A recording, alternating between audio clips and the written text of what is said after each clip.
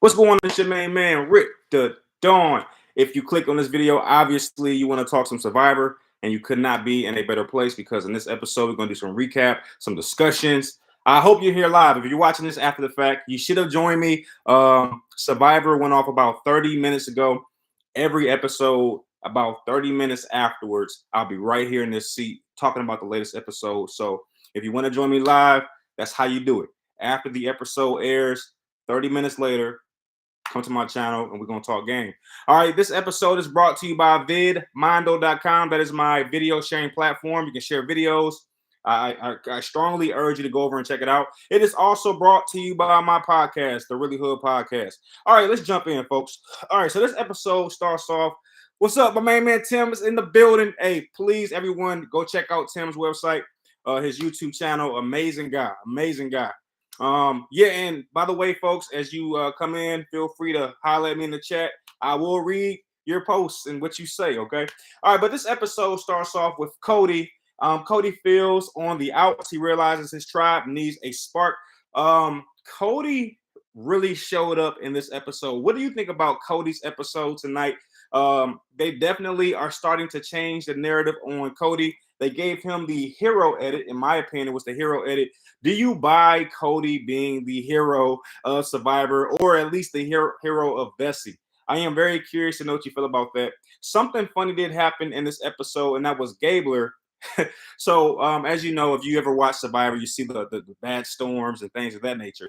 This was the first time where I saw a contestant or a tribe mate try to comfort another tribe mate in this way. What did you think about Gabler putting the tree branches on his tribe mates? I mean, for me, I thought it was a nice gesture, but apparently Sammy did not like it. Ellie didn't like it. I thought it was a nice gesture. Maybe I'm old school. I'm old fashioned. I thought that he was trying to protect them. This was a move, in my opinion, that did not center around strategy or back cutting and cheating and lying. It wasn't a sneaky move. This was someone who genuinely felt like someone could be hurt or, catch a cold or a virus or something like that. And he was simply trying to comfort this person. So, in my opinion, I thought Gabler's move was fine. My main man Tim says, I tried to watch a little of the episode today. My wife was not having it. I had to turn it off. I was watching when they were walking on the blocks. Yeah, so Tim, you actually you got pretty far in the episode. Look, I do feel for the Big Brother fans who are trying to watch Survivor, it is probably not very easy to do because it's such a different pace. Even at some time, I've learned how to watch Survivor, but I can turn on my Big Brother sensors. I'm like, ooh, if I was a Big Brother fan, I would want to turn this off. It's just so slow. It's like a slower game. I always say that Big Brother to me is more like a checkers and the Survivors is more like a chess. It's like you have to set the moves up. So I definitely feel you. You're breaking up on my end. Okay, I'm breaking up. I'm not sure why, Tim. I don't know why. Let me know if it clears up. Everything is right on my side, T. Let me know. All right, but then Ellie is growing agitated with Gabler. So Ellie, for a moment, just kind of rips into Gabler's niceness, if you can call it that. I mean, I thought Gabler did the right thing, a nice thing, but Ellie didn't seem to agree. She was visibly upset and said some things.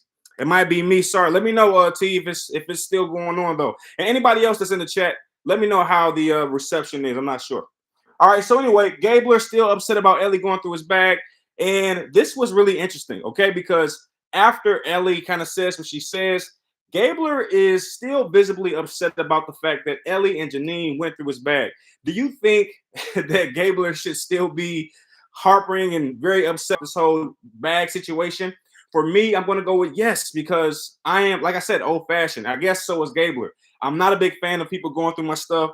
I don't like if somebody uses something of mine, it's like, hey, you can just keep it because I don't like anybody touching my stuff.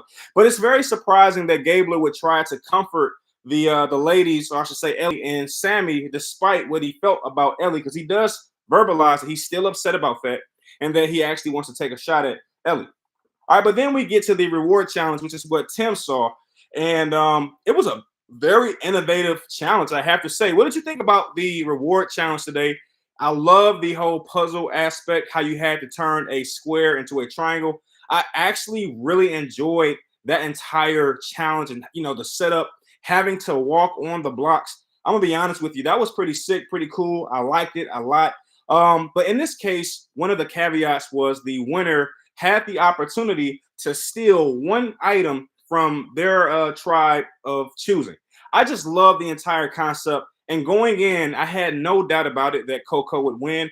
But what I found out was Cody was actually the problem. Cody just snapped. You can tell that he played maybe baseball over his life because the snap that he was throwing, that little whatever it is, this little bean bag, the snap on his wrist told me or showed me that he had some background in baseball. And without question, Cody absolutely wrecked this competition. He wrecked it so bad that I felt bad for Ryan, which I shouldn't feel bad for because Ryan is such just a manimal. Like, this guy is insane, a physical specimen. But in this case, listen, Cody went crazy. What did you think about Cody's performance in this particular challenge? Did you like it? Did it sway how you felt about Cody? For me, it certainly is starting to make a difference on how I view Cody. I view Cody as mostly a villain, but the hero edit coupled with the fact that he's really showing out in challenges is really starting to wear on me. He is a salesman, so we know that when it comes to a salesman, they know how to manipulate people's feelings and things of that nature. But anyway, Vesey wins the reward. I think it definitely begs the question.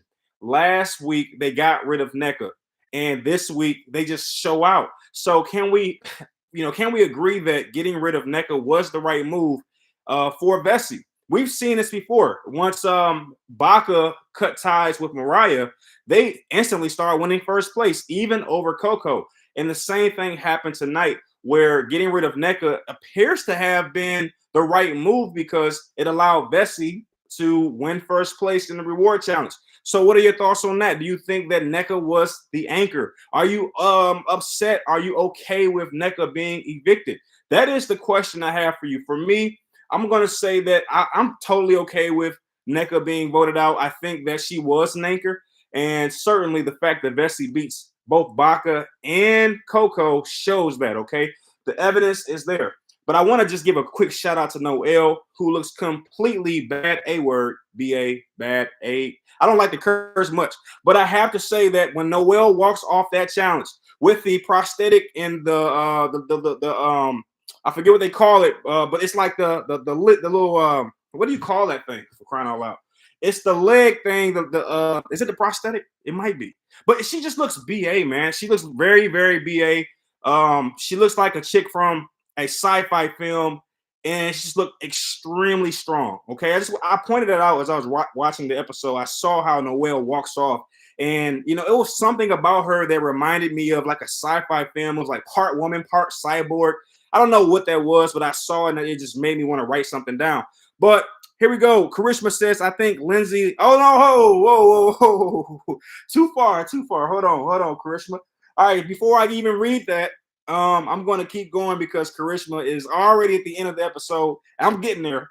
All right, but anyway, so then Jeff asks Vesey who would want to volunteer, who wants to go and steal the item from one of the tribes. And Cody is the one that volunteers to do so. I thought that was a great move on Cody's part. What do you think about Cody volunteering to go to one of the tribes and steal an item?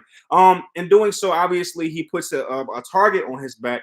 And one thing that stood out to me was how Dwight viewed this particular action because Dwight instantly realized that Cody was playing the game. And it definitely rubbed him the wrong way that Cody was volunteering to do this. Some players might say, hey, or some viewers might say, hey, Cody, just lay under the radar. But that does not seem to be the kind of game that Cody is playing. Karishma says Cody volunteering shows leadership. See, that's what I meant. I said that people will see that particular move differently. Some people will say he's trying to get camera time. He's putting himself in the limelight. While some viewers might say that was a leadership move. I love it. This is why we do this thing live. But then Cody and Noelle debate on what to take from the other tribe. And this was a very interesting discussion within the game because Cody is all out for war. He realizes that this is a war and he wants to go for their juggler. Okay, he wants to take out their machete or take their machete, in which that would absolutely cripple the tribe. So that has to be asked. What do you think about Cody wanting to take the machete? Would you have taken the machete? Would you have played it a little bit more, peaceful and gone for something else, kind of like what Noel and the rest of the tribe was pretty much saying, like, hey, let's not go for the juggler. We don't want to create enemies later in the game. Where do you stand on that? Do you think it was the right move or a bad move for Cody to even, pitch taking away their machete? So anyway, Cody decides to go, and of course he goes to Coco because Coco is the stronger tribe. They have 6 players, whereas Baca only had 5 at the time, or I should say only has 5. And what would you have gone in that situation? Are you someone who would have went for Baca, who had the bigger supplies and bigger fishing gear, or would you have done with what this particular tribe did, what Bessie did, which was go to Coco? So are you going to Coco because they have more players, the stronger players, or are you going to Baca that had the bigger equipment? That's the big question right there. All right, I got some comments here. I feel like taking the machete would have been the right move. It weakens the strongest tribe. And then my main man Tim says he's checking out. Hey man, I appreciate you kicking it with me, T. I'm gonna talk to you a little bit later. But so I don't know about that. That's a good question. I haven't really thought about it. I guess I'm okay with what they did because the way I see it, Coco is a strong tribe. So I'm going after Coco in this situation. They have 6 players or had 6 players, and why not put a little dent in their armor? They were too strong, 6 players deep, and they still had some things. So I thought that was the right move overall. But anyway, Cody goes to Coco, and wow. What did you think about Cody's performance once he gets to Coco? He gets over there and he pitches that he wants to take the machete, and this instantly makes the Coco residents, panic. And as a result, they offer everything. They say, hey, we don't want you to take the machete. Is there anything else that you would be considering outside of that? And Cody played this excellently. Okay, he didn't really want the machete. He knew that bringing that machete back to Bessie would create a lot of ripples within his own tribe. So he played it smart, and he just used the machete as leverage, which made the Coco members want to give up a lot more to save the machete. So I have to say that Cody made an excellent move there, excellent gameplay, and actually trying to use the machete as leverage. And in place of the machete, he got some food. He got and he got the fishing gear. They had this really weird potato looking. I don't know what kind of food that was, but I wouldn't have been eating it if I was on the island. Would you have ate that little whatever that was, a potato or something like that? So that definitely looked a little strange. But I will say that well played by Cody. What did you think about that? Did you find anything wrong with the way that Cody handled that situation? For me, I thought it was excellently handled, and I loved it. All right, Karishma says, Cody's showing big moves in this episode. He was dominant at both challenges. I have to agree with you, Karishma. Cody really stood out this episode, and that was a big surprise for me. I did not see Cody being the focal point of the episode, nor did I see him playing such a strong game. And it makes me wonder, will these big moves create issues for him moving on in the game, whereas people don't trust him? They say he's a bit of a risk taker. Will these situations create problems for Cody later down the line? That's a big question there. All right, so anyway, the immunity challenge takes place, and it looks very challenging. The immunity challenge was extremely challenging. It looked like a long, it just looked insane. In fact, I might have made a mistake earlier. This was the challenge in which they had to turn the square into the triangle. I think I said that for the reward challenge. In fact, the reward challenge was about throwing a beanbag on these different plates. So that was a little mix up on my end. But certainly, I think that mix up comes because I was so impressed with the challenge. I just got them backwards. But yes, the immunity challenge was absolutely grueling. They had to, and I want to know who designs these competitions, because this competition was so well designed. Okay, you had to take a square and they didn't have to remove any pieces. All the exact same pieces fit. I have to say I was thoroughly impressed with the team. Loses Cody will be voted out. Yeah, that's a good observation. Look, I think Cody, while he's playing a great game, he's doing what most players do before they're voted out. I've seen this in Big Brother. Michael won everything. He got voted out because of it. When you win a lot in Survivor, it becomes a problem. Now, I would imagine that the merge is on the horizon. So maybe if Bessie can keep up their winning ways, Cody should be okay. But we don't know how that turns out. They have 4 players, and I think that Cody is certainly sticking his head up a little bit. And you know that because look, Dwight called him out. Dwight on several occasions pointed out how Cody is kind of sticking out as a problem. And I think that Cody and Jesse will vote together as a block. And I don't think Dwight has his vote right now, but I'm just saying they will pretty much combine their minds together on who to get out. And I think at this point it would be Cody. But we'll see what happens. But anyway, the Amenity Challenge is amazing. I love it. And Gabler ruins the surprise of the puzzle by yelling, "That's it." So Gabler, at one point in this episode or in this challenge, once they get a few pieces right on the puzzle, Gabler screams, "That's it, that's it." And he's instantly bashed by his teammates because he's giving out the information, which tells the other contestants that they figured out the puzzle. And in doing so, that makes the other contestants look over and say, "Hey, what's that it? What's it?" So Gabler is an old-fashioned player. He's someone who maybe not be up to date on the strategy of the game of Survivor because he made some really baffling decisions in this episode. Like I said, he covered his tribe mates with leaves. And then of course, yelling out, "That's it," once they got a couple pieces of the puzzle to fit. That was probably one of the cringiest moments for him. This episode wasn't a good move for him. Anyway, Noel struggles with the net but yells, "Don't worry about me." So this this challenge has several different dynamics in it, and you had to climb up a netted, like a little netted gate or whatever you call it, like a little net. And Noel, she did struggle, but I did find it very fascinating that once she kind of struggles with the net, she tells the rest of the members, "Don't worry about me, I got it." And like I said, she continues to show off and show me that she's not going to allow the handicap to stop her from competing. And I would argue that she got up the net faster than NECA would have. So what did you think about Noel? What do you think about her chances of moving forward in the game with this particular handicap? Do you think it will be something that helps her or hinders her? I am very curious. Okay. Charisma says she and Dwight have 50% of the votes for Vessi. So if right, you're right about that. I forgot about that part. For Vessi. So if she stole Cody's vote, they would be able to see if Jesse is loyal to them or if he's loyal to Cody. I forgot that Noel has to steal a vote. So you're right about that. I'm gonna be honest with you. In this situation, I think that Noel would probably want to get rid of Cody and stay close with Jesse and Dwight. I mean, I am not sure, obviously, but I think for certain, I think Noel would probably gun for Cody, unless I'm missing something. All right. Do Cody and Noel ever talk game or strategy? I know I haven't seen it, but that doesn't mean it didn't happen. Okay.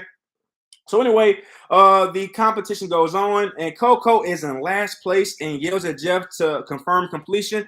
This was something that I was very surprised to see. I was surprised to see that Coco was in third place. They're never in third place. So how did you feel about that? Were you surprised to see Coco struggling? This was the second challenge where Coco didn't do so well.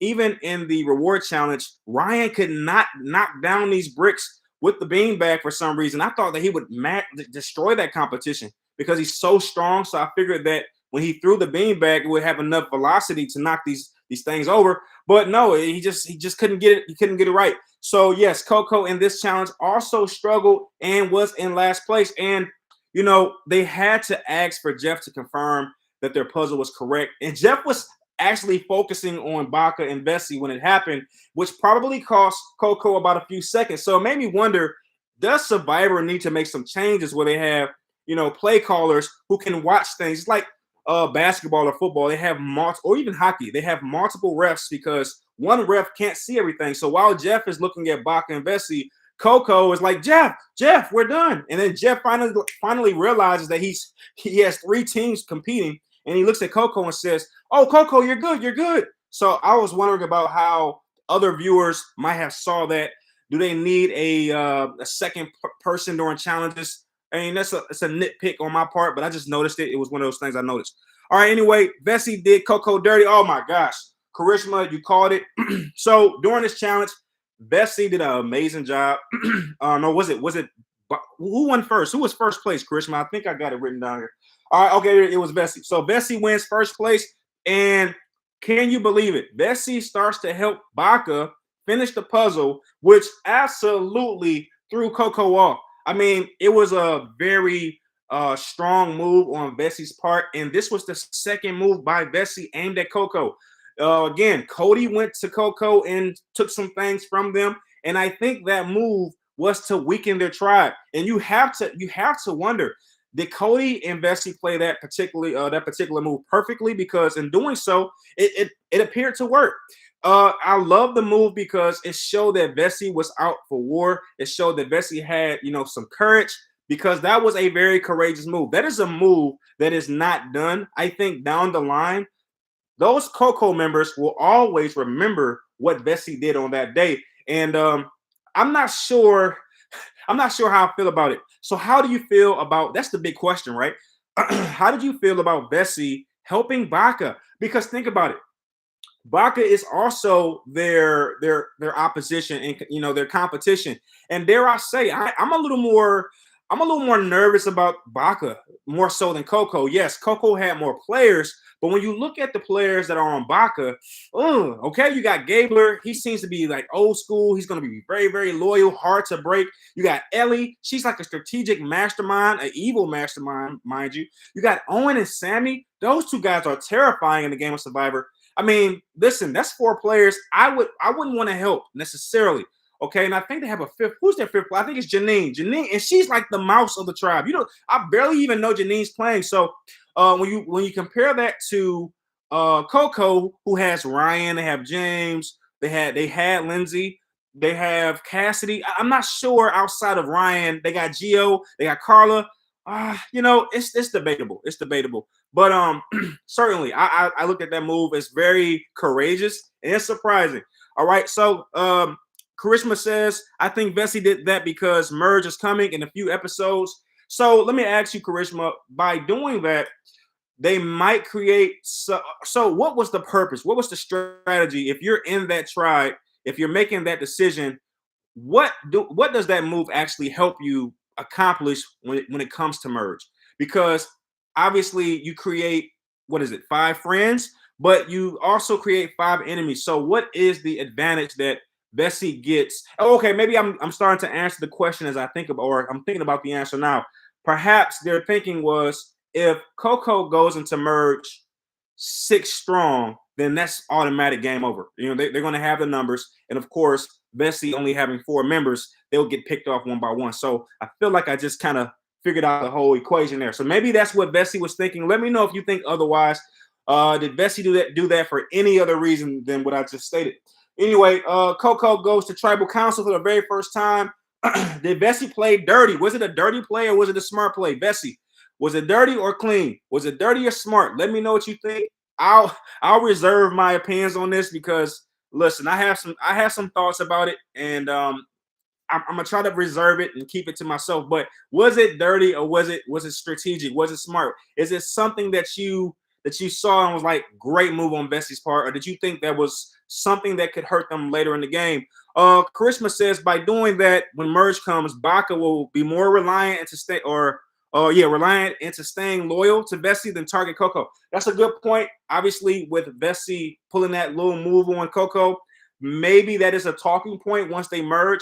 Bessie, with only 4 members, will definitely need some allies. And yeah, they just created 5 of them, right? So that would be 9 versus 4. And you have to know that once merge happens, they're going to go straight after Ryan. Ryan's going to be the first person going post-merge. I think it's going to be Ryan. And then, some players like maybe James, those kind of players. Look, it's pretty much what's going to happen, because these, like, Ryan's huge, okay? And we'll talk more about Ryan later, because he says something at Tribal Council that I just thought was the wrong thing to say. So we'll see. But anyway, Coco realizes they finally have to play the game. Gio is excited about the opportunity. Gio plans to take out, who is that? Oh, Cassidy. So after the challenge is over, then you go to Coco, and Coco, they're just, scrambling. They realize for the very first time, surprisingly, because they've been so dominant, They realize for the very first time they're playing a game that you have to eliminate people on, and they don't really handle it the best way. You had multiple people's names being thrown out. You had arguments. You had weird situations occur. And I do want to talk about Gio. Gio is a player that I haven't really paid much attention to, but this episode certainly gave me some idea about who he is as a person. So I have to ask, how do you feel about Gio now? Look, apparently Survivor is giving him the villain edit. I think we can all agree on that. Are you buying it? Do you think Gio's a good person? Or do you think he's not a good person? Do you think he's a good player, bad person? Bad person, good player. Where do you stand on Gio? Because Gio certainly gave us a lot this episode. Like I said, he did target Cassidy, and I thought that was very interesting. I'll be honest with you. Did you even know that Cassidy was in the game? I literally forgot about Cassidy as a player. I saw her this episode. I was like, oh, okay. All right. okay.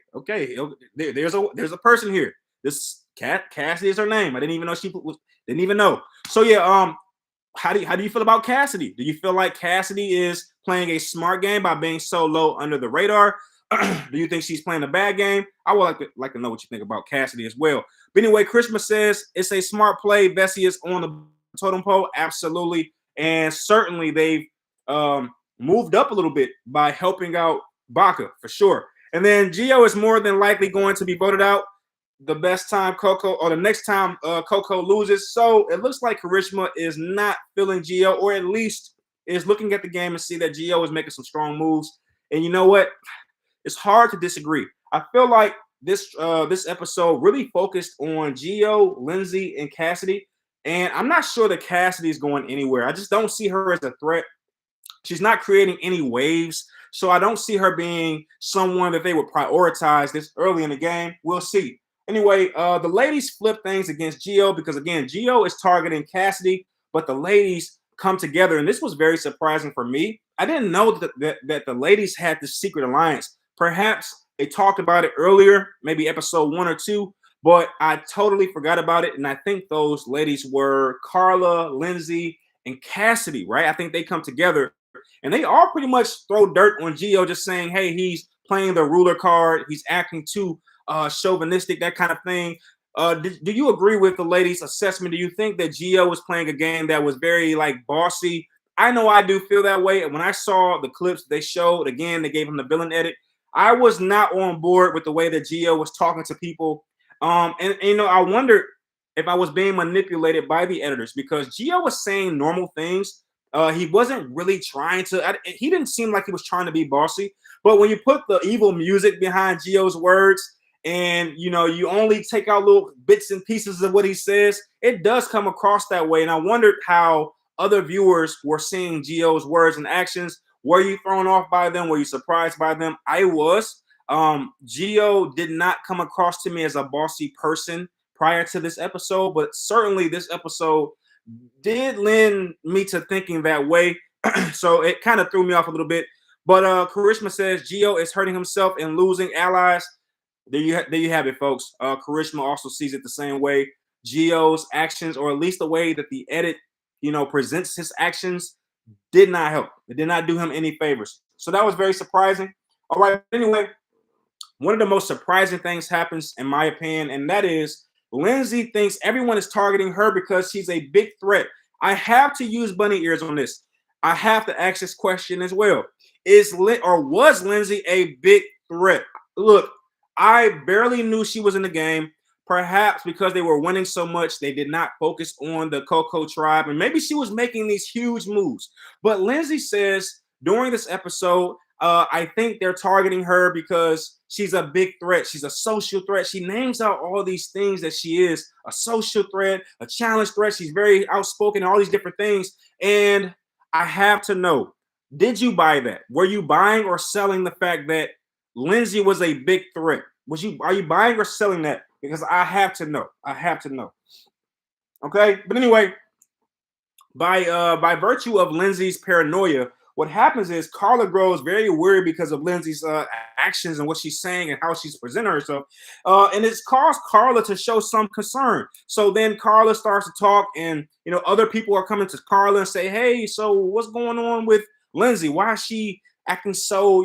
And that was very surprising for me. I actually am on record as saying that Lindsay was one of the stronger females in the game, but I was only taking in account for her physique and perhaps her personality, but emotionally, she just wasn't as strong as I thought she was. Nobody targeted Lindsay. No one said anything about Lindsay. In fact, they told her that it was Gio. And most players would have said, "Okay, all right, let me trust my alliance. Let me see what happens." Again, up until that point, Coco was working well together. Nobody had any reason or suspicions, or I don't understand. I don't understand what happens for Lindsay to make her not trust Carla. There was not any point in the game where Carla, or let's say Cassidy, had gone against her or lied to her. So it didn't make sense. I felt that Lindsay was a super fan of the show and she's watched too much Survivor, right? And in doing so, she overthought the game. She was trying to see things that were not there. And if I can be honest, Lindsay played the way I would probably play the game if I was in it. I would anticipate things that may not have been there. And as such, I would probably be voted out fourth, like Lindsay was. So I do want to know how you feel about Lindsay's gameplay, her paranoia. And here we go. So Karishma says Lindsay's only move this season was being the one to tell Cody to take something else rather than the machete. Now that's cold-blooded, Karishma. Now you throwing some fighting words out there. According to Karishma, Lindsay absolutely was trash. Okay, she didn't do anything at all but say one sentence to Cody, and that was her major contribution to the game. All right, I'm paraphrasing and I'm joking. That is not what Karishma says, but it sounds like that's what Karishma is saying. That Lindsay was not someone who was a threat, and certainly not someone who should have thought she was a threat. Okay, but anyway. Coco looked starstruck by going to the tribal council setting. This was the very first time I've ever seen this, and I'm surprised I haven't seen it a lot more. Once the Coco tribe go to tribal council, they look visibly starstruck. They're looking at the set. This was the first time I saw this, and maybe it's the first time that CBS has shown it. Maybe every time this happens, but it was very funny to see Coco, who has never been to tribal council. It was amazing to see how they were looking at the set because they could not believe they were there. What did you think about that moment? I know how I felt. I felt that was pretty interesting. I thought it was pretty cool. Would you be starstruck if you went on Survivor? I'm certainly someone who would be, because look, I watched this show so many times. So just seeing that for the first time would have been incredible. In fact, if I saw Jeff in real life and I'm on the show, I'm running up to Jeff and giving him like a 5 or a hug or something like that, because I just can't believe I'm looking at Jeff Probst. Not that he's like idol of mine or anything like that. I just really like his consistency. I mean, he's done this show for 43 seasons. You think Jeff is pretty cool? I like people that are consistent. So I do admire Jeff a great deal. So yeah, I would be completely starstruck. And even on the tribal council day, I would be looking at the set just like they did. I'm surprised that doesn't happen a lot more. But for some reason, once they start to discuss and deliberate, Ryan does something that was very surprising to me. Ryan jumps out and starts to talk, basically take up most of the conversation time. And Ryan was not on the verge of being eliminated. He was not in the talks or anything like that. But Ryan jumps out and says, "Hey, I'm like the provider for the tribe. Me and Gio, we make sure that everyone eats well. We do this, we do that. We swim. I grab fish for the." He's saying all these things that he does, and I was like, dude, tone it down a little bit. You're not in trouble whatsoever. And I want to know, did you think that Ryan was saying too much during tribal council? Is it something that you didn't even pay attention to? Maybe it was just me. But I realized to myself, outside of the tribe of Coco, if we go to merge and Ryan provides fish and do these different things and then brags about it at tribal council, he's going to be gone faster than I already think he's going to be gone. So I was very surprised that Ryan did so much talking during tribal council and so much gloating. I call it gloating because that's what it came across as to me. I am curious to know how other people view that.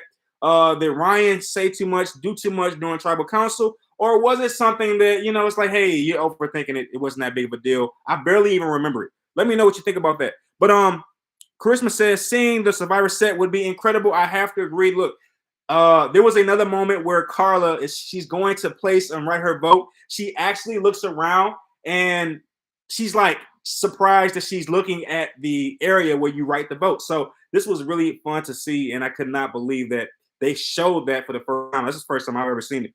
So that was pretty cool. But Charisma says, I feel like Ryan was a target this episode. He messed up this challenge. And as we saw last week, if you're a weak member in the challenges, you'll be targeted. So that was a great take right there, Charisma, because you're right. Ryan sucked this episode. In fact, I would even go as far as saying this is the second week where Ryan hasn't really performed well. Wait a minute. I want to say that. Don't quote me on that. Now, I would say the last time I saw Ryan absolutely destroy a competition was a water challenge where that was last week. So maybe I'm a little off by that. But the point is, Ryan didn't overperform like he had done so for episode 1 and 2. So I would say he didn't perform bad in episode 3, but he didn't dominate like he did in 1 and 2. So I think episode 3 and 4 showed that Ryan was human.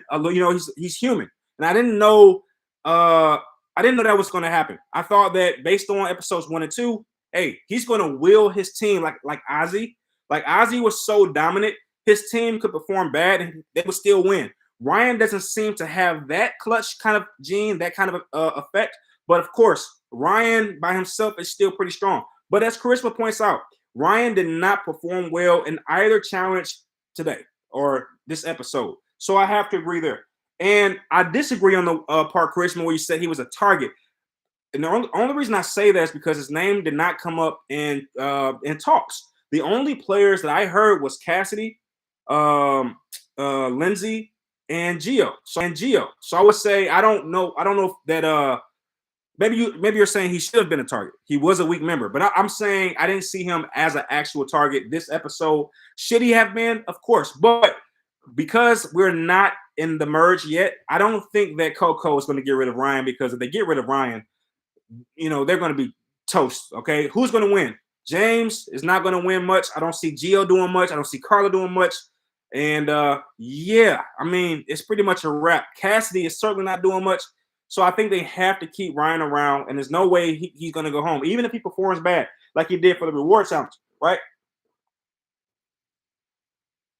So, all right. So there were two cringe moments for this tribal council. Number one for me was Ryan and Gio doing too much chatting. That's just my personal opinion. I didn't like it too much. I thought that for Ryan, he's showing the brute gameplay, meaning he's like a physical specimen. But from a strategic standpoint, he doesn't seem to do well, right?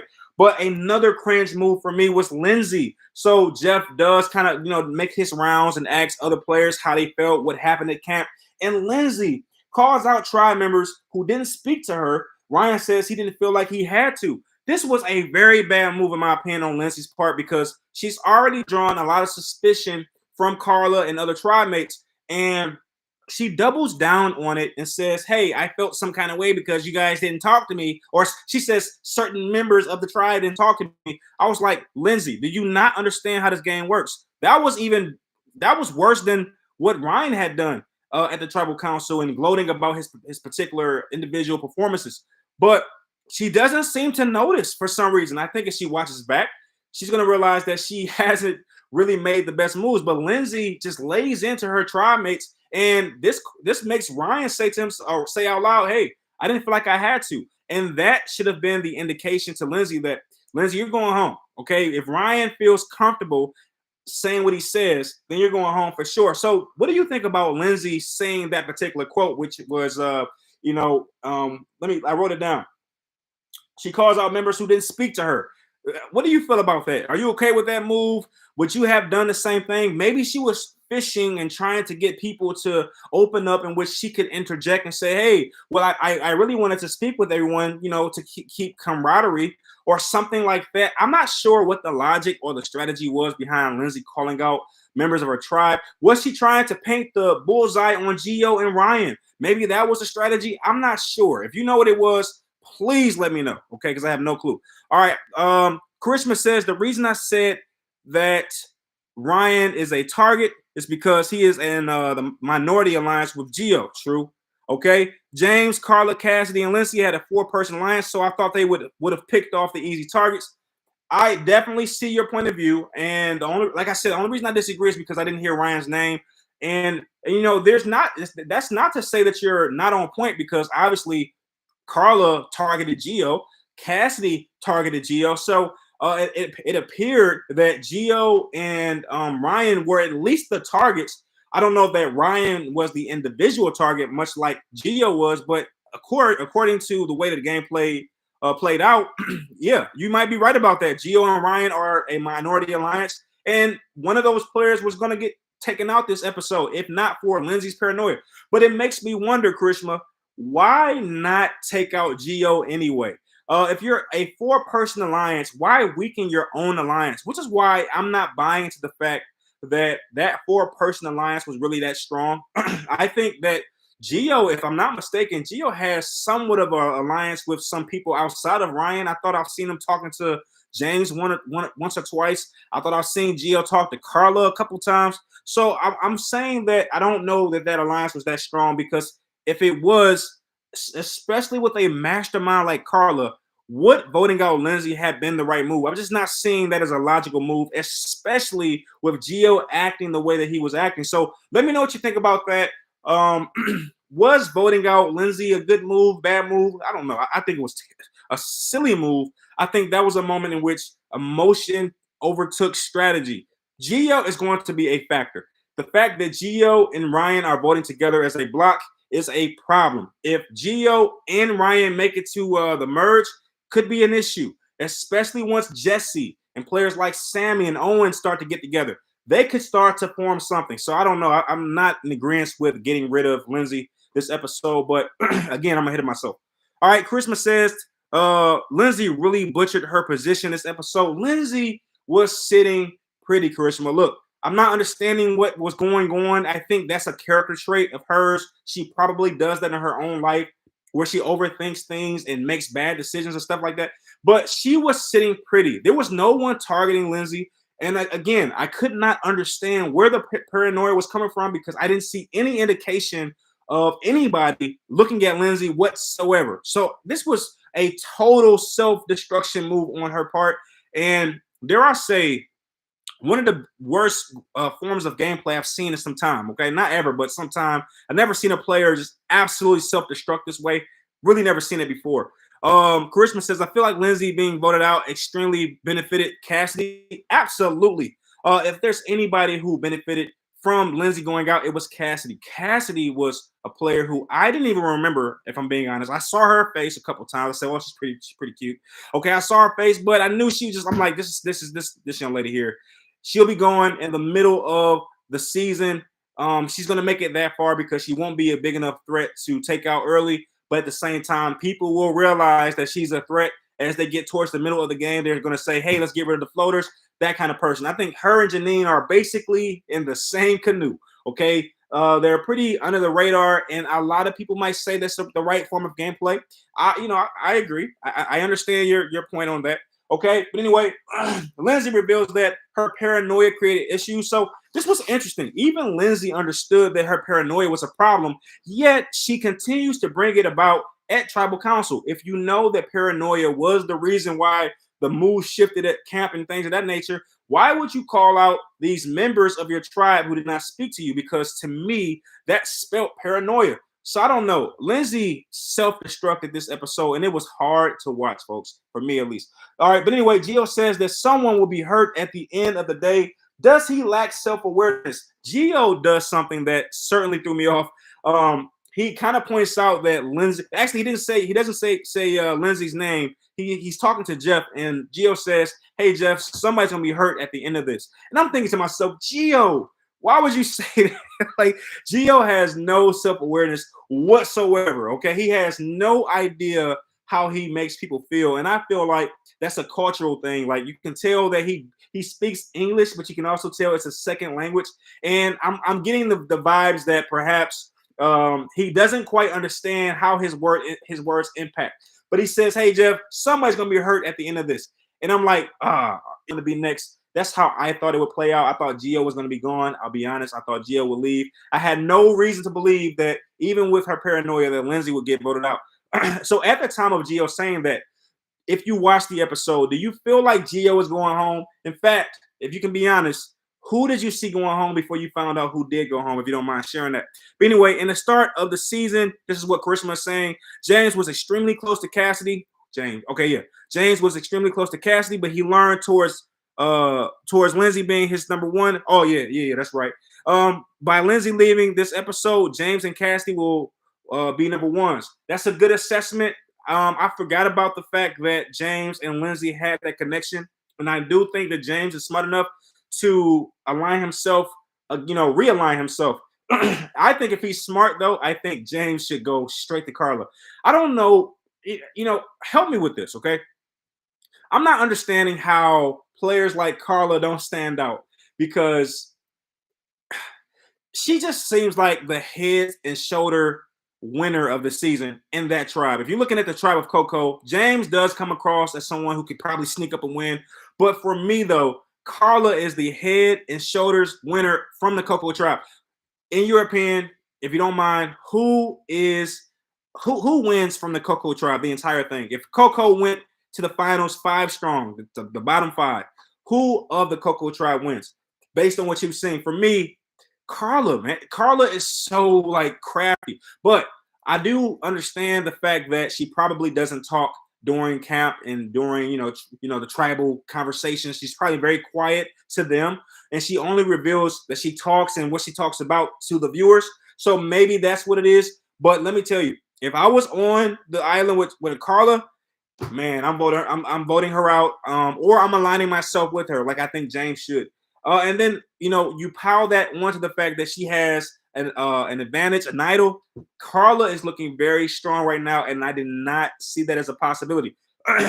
Based on right now, who is winning this game? Okay, because I'll tell you right now, the people that stand out for me right now are Cody, Owen, Sammy, Carla. Those are 4 players that I think stand out to win the game now. Who do you think wins the game right now? Who are your picks? Everyone knows that my primary pick is Owen and my secondary pick is Sammy. I don't know what I was thinking about, when I picked 2 players from the same tribe. I just really like those 2 personality traits. So I am kind of curious if that will actually play out. But Carla is making me very weary. And again, this is all pre-merge, so we don't know how this really falls out. But yeah, that's my votes right now. I feel like Cassidy would win out of the 5. She knows how to get out of a rough situation, which will help her maneuver this season. Hey, Karishma, you're really hot on Cassidy. And you know what? I'm giving her a hard time, but you know what? I do have to check myself, because those are the kind of players that go far. I do have to check myself, because those are the kind of players that go far. I've seen that gameplay or that style of gameplay win several seasons, whether it be Big Brother or Survivor. That player who doesn't want to be in a spotlight, that player that's underneath the radar. I've seen that style of gameplay win several times, so I'm not going to argue against you on that. I don't like her gameplay because I don't see enough yet, but she doesn't have to make crazy moves right now. It's pre-merge. In fact, when she gets to merge, I think Cassidy, if she makes it, will be even safer, because by that point, all the big threats will rise to the top, and all the threats that are not so big, they're going to kind of shrink a little bit lower. The only thing that those kind of players have to worry about is if the strong players turn around and look down and say, wait a minute, if we're going to take each other out, they're going to win. If that happens, those players will have problems. But if it doesn't, then certainly players like Janine, players like Cassidy, they can go really far. Even Noelle can go pretty far. I think Noelle is also kind of cruising the middle. And plus, she has a little bit of sympathy. I've noticed that no one wants to call her out at all when it comes to challenges, whether she struggles or whether nobody calls her out. So that is something that she can use to her advantage. Let me know what you think about that. All right, anyway, Ryan takes a look around. Oh, it was Ryan. It wasn't Carla. Ryan has the most childlike into a reaction when he gets inside of the voting booth. He looks around, he's smiling. So that was Ryan, not Carl. I wrote it down, thankfully. But anyway, in this tribal council, 3 players got votes, which told me one thing: this tribe doesn't really have a clue what's going on. Okay, this tribal, Lindsay got votes, Gio got votes, and Cassidy got votes. But as you know by now, Lindsay was the player that got voted out. Now I have to ask this question: of those three, Lindsay, Gio, and Cassidy, who would you like to have gone home? Okay, we know that Lindsay goes home because of her own paranoia, because she self-destructs. But of those three players, who are you voting out if you're sitting at that tribal council? Is it Lindsay? Is it Gio? Is it Cassidy? For me, I'll tell you the truth. It's definitely it's Gio. Okay, as Karishma already pointed out, Gio and Ryan are a twosome. I feel like Gio would be a hit against our morale at camp. He just feels like a drag. You saw Cassidy and Gio get into a scuffle about absolutely nothing, and only Gio could argue about nothing. He just seems like the spicy type to just argue about everything. So for me, it would have been Gio, but I have to admit that would have been an emotional decision. It would have not necessarily been one that was smart, because I think between Gio and Lindsay, perhaps Gio is a bigger asset to the tribe. So, but I'll admit, in that particular moment, I would have made a emotional decision, right? But anyway, Cassidy reminds me of Tori from last season, who was a extremely good player off screen. Hey, you know what? I can definitely see the comparisons there between Cassidy and Tori. Yeah, I can see that. That's a good observation. Yeah, I can see that. I can see that. Cassidy, I didn't, see, this is what happens. Karishma, now I'm going to pay more attention to Cassidy, because you're obviously seeing something that I didn't see. Okay, so now I will admit that I'm going to focus on Cassidy a little bit more.